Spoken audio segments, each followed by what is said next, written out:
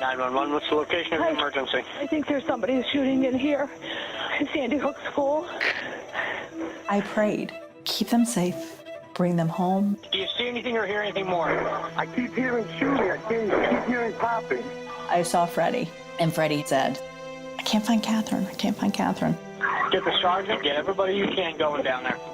I stood there as the children's names were called and the parents took them from the line, and then you looked along the back wall of the firehouse and you saw the parents whose children did not respond here. Freddie and I were sitting there, and he had his head on my shoulder, and I just remember the weight of his head of, like, wow. I knew in my gut that Catherine had died. The grieving town of Newtown, Connecticut holds the first funerals today for victims of the school shooting that left 20 children and 6 adults dead. 20-year-old Adam Lanza carried out the deadly rampage before taking his own life. There are many questions. What if the shooter had no access to the guns? Others say the real problem is our mental health system. This never should have happened. How could this happen? There is evil. There's an abundance of evil in the world, and we have to confront it. I miss her laugh.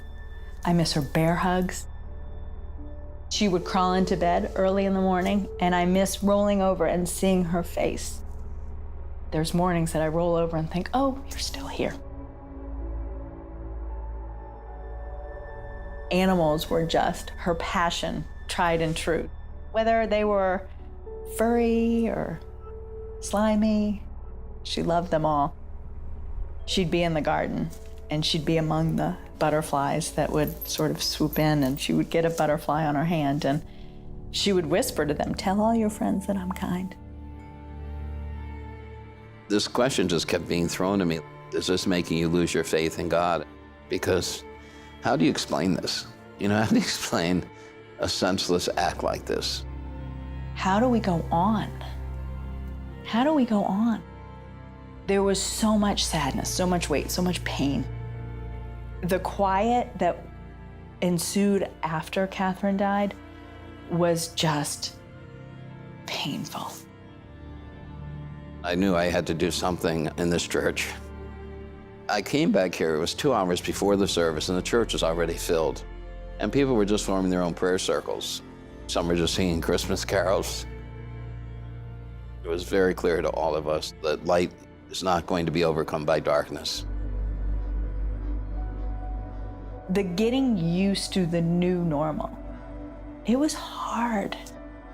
We would start to talk about Catherine, and then someone would go, I can't do this. We each had those moments. But in getting through that, it drew us closer together. It forced us to depend more heavily on God. And somehow between 12/14 and the funeral, and then putting Freddie back on the bus and sending him to school, in each of those moments, I haven't had to worry about what to do. In so many days when I am just sad and I just miss Catherine, the sun comes through the kitchen and warms me like you would think that I had the heat on full blast. Just God reaching in and saying, I'm here. He knows my disappointment and my heartache, and that's okay because God's bigger than that. We had written her obituary and had said, in lieu of flowers, please donate to the Animal Center of Newtown.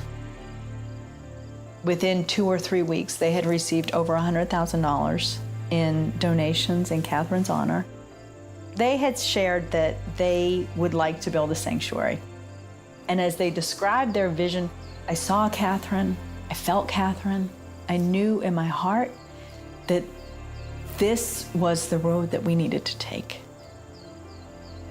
Every decision that we've made, from design to programming, she's at the heart of it all.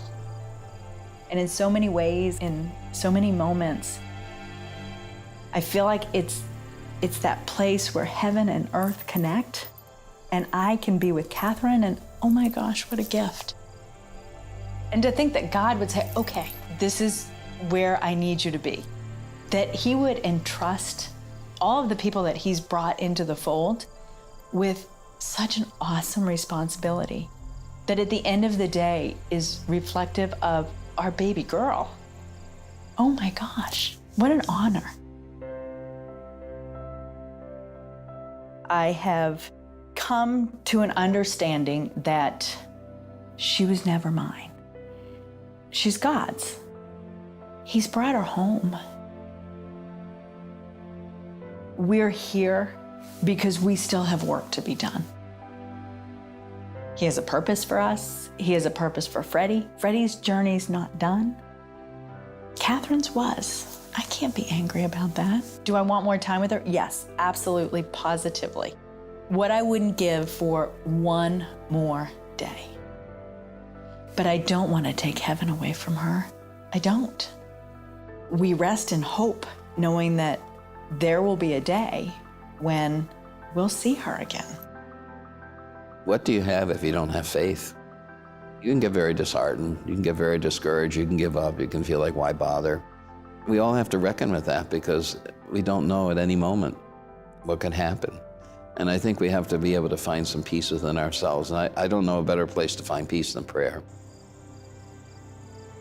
When Catherine died, I felt like I was a faithful person.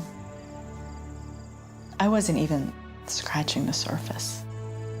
There was a time when prayer was reserved for when the house was clean.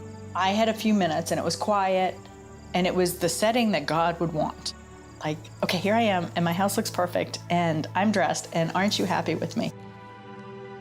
Where now it's a constant dialogue.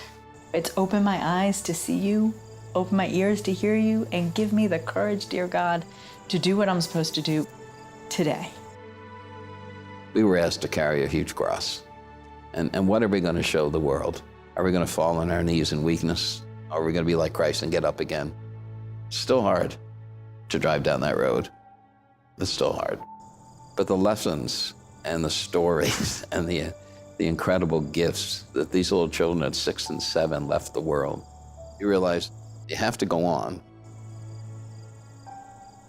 The days where I'm like, oh, this is too much. I think of her leaning over the counter, determined that she was going to write her name perfectly. I only hope that we walk with such grace and poise and leave the legacy that she has left us.